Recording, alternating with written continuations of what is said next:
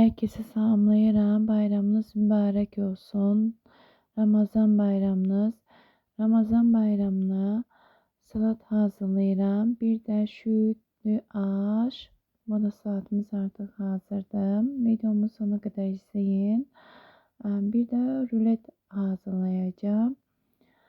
Bir daha Ramazan bayramınız mübarek olsun. Süfreleriniz bol halal nimetlerle dolu olsun inşallah.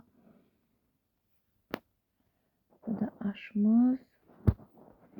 Qazmaqlı ve şüyd plov edeceğim. Bu arada